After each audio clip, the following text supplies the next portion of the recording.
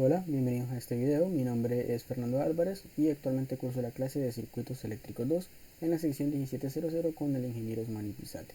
Este video se está grabando en el primer periodo académico del año 2020 y el tema que corresponde es el de reactancias y susceptancias. A continuación, se muestra el ejercicio que se va a desarrollar y su enunciado dice lo siguiente.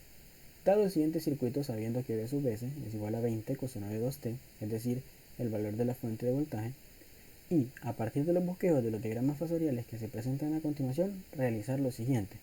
Primeramente, determinar los valores de todas las cantidades desde la A hasta la F, que son resistencias y reactancias. Seguidamente, calcular los valores de las capacitancias e inductancias para esas reactancias que se determinen. Y finalmente, determinar el comportamiento del circuito visto desde las terminales de la fuente.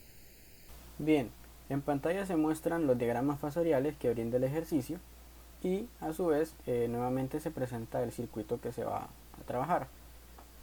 Podemos comenzar analizando el diagrama que se encuentra en el centro y vemos que lo que muestra este diagrama es el fasor del voltaje de 1 a 2, es decir, el voltaje entre los nodos 1 y 2. Esto es básicamente el voltaje en el que se encuentran el equivalente de estos elementos C y D. Y a su vez muestra la corriente, el fasor de la corriente de 1 a 2. Esta es básicamente la corriente que atraviesa estos dos elementos. Por lo tanto, en conclusión lo que tenemos es tanto la tensión como la corriente que atraviesa a estos elementos, por una parte. Continuando con el análisis, podemos ver que en el diagrama de la parte izquierda, lo que nos brinda es el fasor del voltaje de 2 a 3, es decir, el voltaje entre los nodos 2 y 3, el cual es básicamente el voltaje de los elementos E y F. Sin embargo, podemos notar que este equivalente o este conjunto de elementos E y F se encuentra en serie con los elementos C y D, para los cuales conocemos la corriente que pasa a través de ellos. Así que en principio, también aparte de que tenemos el voltaje en el cual se encuentran esos elementos, también conocemos su corriente, que sería básicamente la corriente de 1 a 2. Así que también tenemos tanto la tensión como la corriente para estos elementos. Y finalmente veamos el diagrama del lado derecho. Podemos notar que tenemos la corriente de 1 a 3. Esto es básicamente la corriente total que atraviesa este conjunto de elementos, es básicamente el equivalente de estos elementos es atravesado por esa corriente de 1 a 3. Sin embargo, estos elementos pues se manifiestan o se presentan en este caso en paralelo con la fuente de voltaje, para la cual también conocemos su valor. Por lo tanto, en principio lo que conocemos es tanto la tensión como la corriente que atraviesa a este conjunto de elementos. Así que en conclusión general lo que tenemos es tanto la corriente como los voltajes para cada par de elementos para cada par de nodos, ¿no? Entonces básicamente esa información es con la que contamos y la podemos resumir en la siguiente tabla. Tenemos el fasor de voltaje de 2 a 3, el fasor de voltaje de 1 a 2 y su corriente, el fasor de corriente de 1 a 3 y el fasor de la tensión de la fuente. Sin embargo, podemos realizar un análisis un poco más profundo dada la información del ejercicio. Esto con el objetivo de poder diseñar un plan de solución. Así que analizando nuevamente el diagrama fasorial que se muestra en medio, veamos que la tensión está delante de la corriente. De hecho, está 75.96 grados adelantando a la corriente. Y estos parámetros corresponden a los elementos C y D. Por lo tanto, esto nos permite o nos sugiere que este par de elementos, o su equivalente al menos, debería ser una impedancia que tenga pues desde luego una parte resistiva y una parte reactiva inductiva, dado que la tensión está adelantando a la corriente. Pero ¿cómo nosotros podemos garantizar que efectivamente debe estar presentado por un equivalente con una parte resistiva y una parte reactiva inductiva? Bien, pues por ejemplo, supongamos que lo que tuviese son dos elementos resistivos. Bien, pues esto básicamente conllevaría a que el diagrama fasorial de voltaje y corriente presentaría tanto la tensión como la corriente en fase, esto que serían elementos completamente resistivos. Por el contrario, si fuesen elementos reactivos, que de hecho tendrían que ser ambos reactivos inductivos, puesto que la tensión está adelantando a la corriente, en ese caso, al ser dos elementos reactivos inductivos, la tensión iría exactamente 90 grados adelante de la corriente, lo cual no es cierto. Por lo tanto, en principio esto lo que muestra es que este par de elementos debe presentar una impedancia con una parte resistiva y una parte reactiva inductiva. Ahora bien, ¿cuál de los dos elementos va a ser la parte resistiva y cuál la parte reactiva? Bien, pues dado que los elementos se encuentran en serie, realmente no es relevante a cuál de ellos se le asigna la parte resistiva y la parte reactiva, puesto que están en serie, así que indistintamente a cuál se le asigne, pues el resultado equivalente sería siempre el mismo. Sin embargo, para efectos de la solución de este ejercicio, vamos a definir nosotros para este ejercicio, por pura definición arbitraria, que vamos a designar del elemento con valor C, que sea el elemento resistivo, y el del valor D, el elemento reactivo. Y bien, siguiendo el mismo criterio, podemos analizar los elementos A y B. Para ello nos dirigimos al diagrama que se muestra del lado derecho y notemos que la corriente tiene una fase de menos 66.04 grados, y recordando que pues estos elementos, dado que se encuentran en paralelo con la fuente, pues su tensión es la misma tensión de la fuente, la cual tiene una fase de 0 grados. Muy bien, si comparamos entonces y notamos que la tensión de la fuente está a 0 grados, en este diagrama básicamente debería estar sobre el eje real, ¿no? Lo cual muestra que la tensión está adelante de la corriente. Es decir, que se tiene un caso análogo al que analizábamos previamente, donde la tensión está adelantando a la corriente, lo cual nuevamente sugiere que en estos elementos, este conjunto de elementos A y B, debe existir una parte resistiva y una parte reactiva inductiva. Y finalmente, analizando los elementos E y F, para ello nos dirigimos al diagrama de la izquierda, vemos que su voltaje tiene una fase de menos 101.87 grados, y dado que los elementos están en serie con este conjunto de elementos E y D, para los cuales conocemos su corriente, y la cual tiene una fase de menos 65.01 grados, esto muestra que pues la corriente está adelante del voltaje de ese conjunto de elementos, lo cual sugiere el caso opuesto, que este conjunto de elementos debe estar formado por una parte resistiva y una parte reactiva, pero capacitiva en este caso. Así que básicamente esa es la información con la que contamos, el análisis de la información que tenemos, y a partir de ello podemos ir diseñando un plan de solución. Pero bien, antes de continuar hay que resaltar algunos conceptos. Recordemos que la impedancia se define como el cociente fasorial de la tensión a la corriente, y notemos que en esta expresión las cantidades que aparecen en negrita hacen referencia a cantidades fasoriales. Muy bien, al realizar ese cociente sabemos que lo que obtendremos es básicamente una cantidad compleja, que pues escrita en su forma rectangular es de la forma A más menos JB, ¿cierto? Pero en lo que respecta a las impedancias, esto se escribe como R más menos JX, donde R pues es la parte resistiva y X la parte reactiva. Ahora bien, esta expresión puede interpretarse en lo que respecta a esquemas eléctricos como una combinación de elementos en serie, como se muestra en la figura, puesto que pues son cantidades que corresponden a el equivalente de una impedancia, ¿no? Por lo tanto, pues al estarse sumando pueden ser interpretadas como el equivalente de esta combinación de elementos en serie, donde R sub S y X sub S hacen referencia a las cantidades que corresponden a ese arreglo o a esa combinación de elementos para la impedancia en su representación en serie.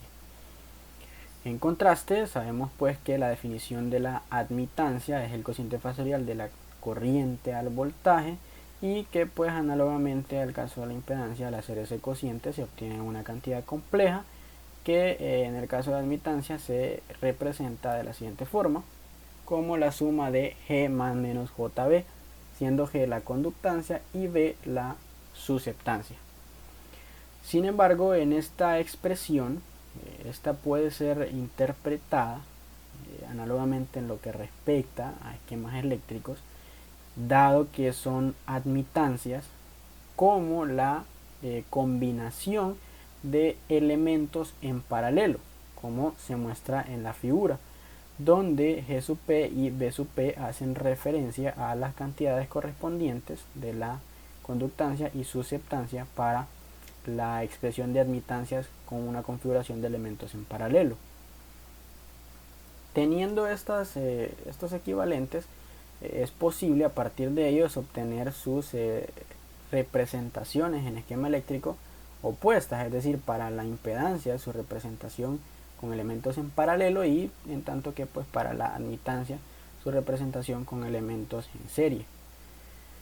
Esto se muestra en la siguiente figura. Por ejemplo, en el caso de la impedancia podemos representarla como un equivalente de elementos ahora en paralelo, y estos pues son muy sencillos de obtener, pues simplemente lo único que requerimos es obtener los inversos de las cantidades correspondientes a los arreglos en serie para el caso de la impedancia, y para el caso de las admitancias pues su equivalente en serie simplemente se obtendría a partir de los inversos de estas cantidades.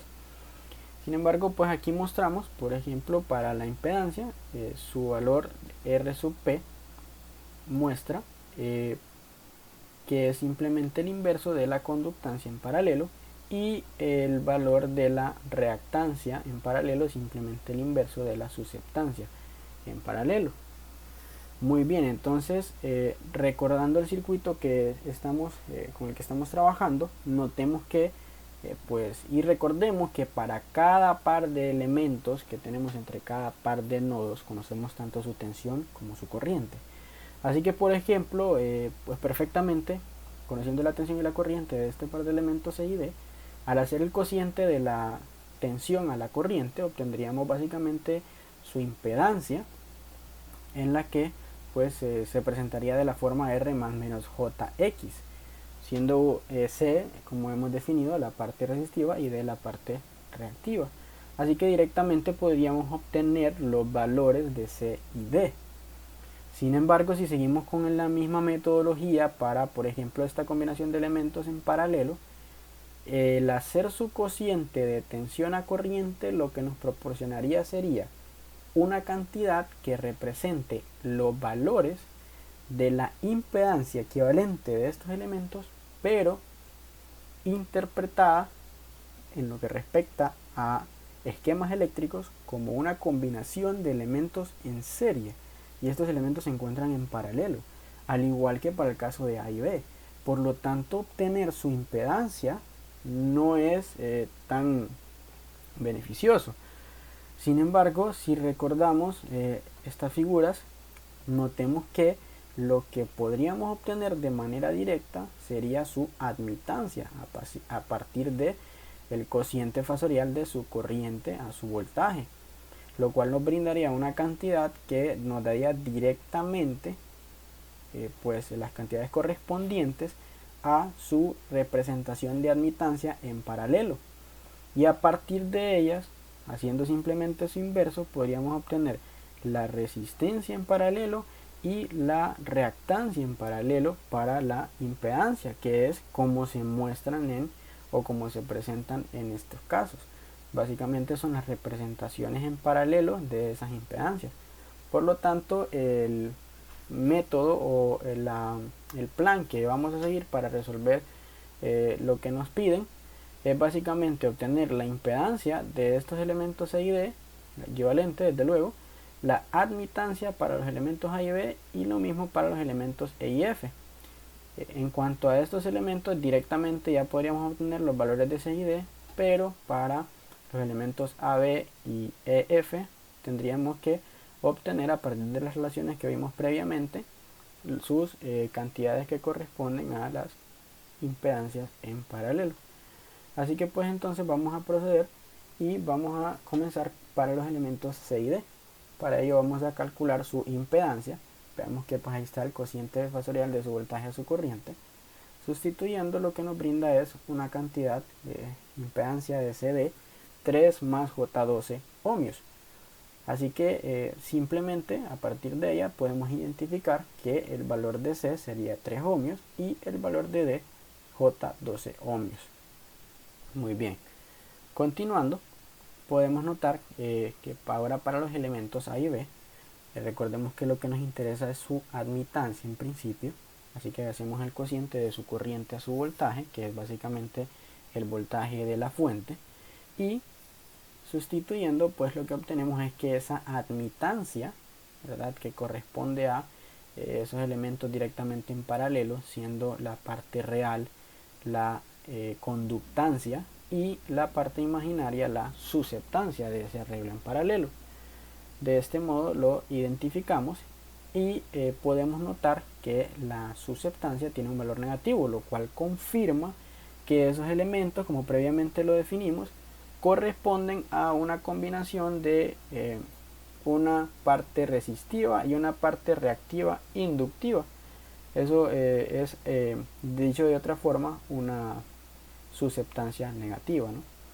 Así que continuando con los cálculos, obtenemos el inverso de esa conductancia y lo que nos brinda es un valor para la resistencia en paralelo de 9 ohmios. Análogamente, para el caso de la reactancia en paralelo, siendo el inverso de esa susceptancia, nos brinda un valor de 4J ohmios, confirmando que es una reactancia inductiva. Así que a partir de estos elementos podemos identificar que el valor para A es de 9 ohmios y el valor para B es de 4J ohmios.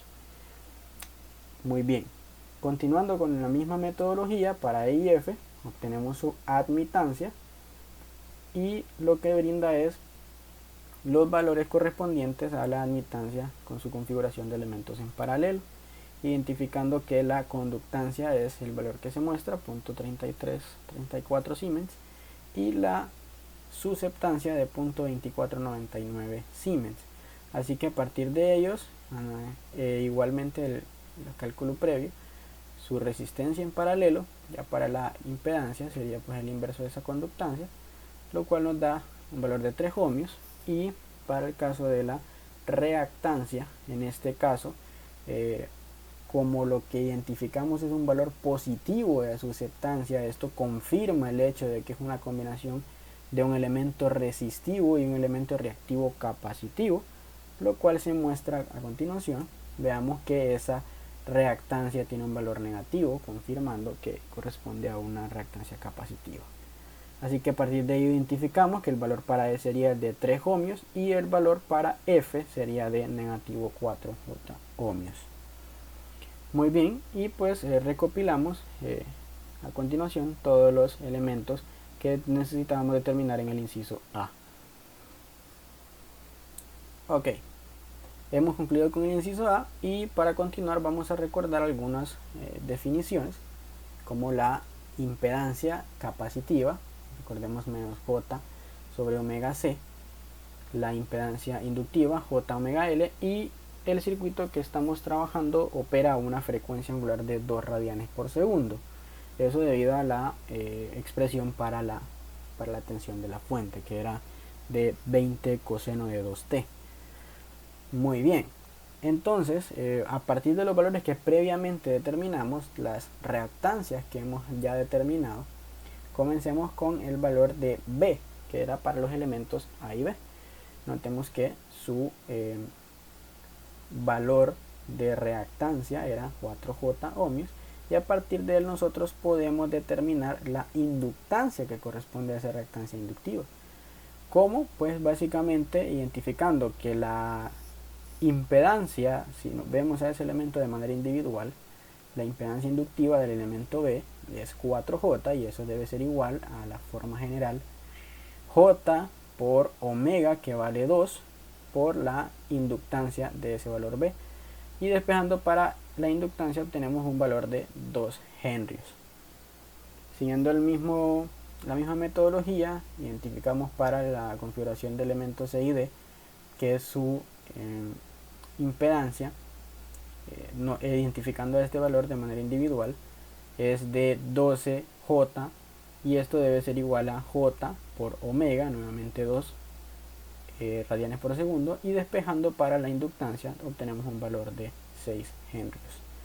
Finalmente, identificamos que para el caso de la capacitancia de los elementos E y F, de ese conjunto de elementos, corresponde pues en principio a una impedancia de valor negativo 4J, lo cual debe ser igual por definición a negativo J sobre omega, que es 2, por la capacitancia, y despejando tenemos un valor de 125 milifaradios. Así que con esto concluimos con el inciso B, que nos pide el ejercicio. Muy bien, y para finalizar el último inciso, lo que nos pide es el comportamiento del circuito visto desde las terminales de la fuente. Para ello requerimos el valor de la impedancia vista desde esas terminales, y pues por definición sabemos que se requiere hacer el cociente fasorial entre la tensión a la corriente, por lo tanto necesitamos calcular la corriente que atraviesa esa fuente, lo cual puede realizarse bastante directo a partir de una lectura de corrientes en el nodo 1, puesto que ya conocemos la corriente de 1 a 3 y la corriente de 1 a 2, así que realizando la lectura de corrientes al nodo 1 tenemos que la corriente de esa fuente que pasa a través de la fuente, es simplemente la suma de la suma fasorial del fasor de corriente de 1 a 2 más el fasor de corriente de 1 a 3. Así que sustituyendo obtenemos que ese valor es de 7.118 con fase menos 65.79 amperios. Muy bien. Dado esto, pues ya podemos realizar el cociente fasorial de esa tensión de la fuente a la corriente de la fuente y obtener la impedancia equivalente vista desde esas terminales, la cual tiene un valor de 1.14 más 2.54J.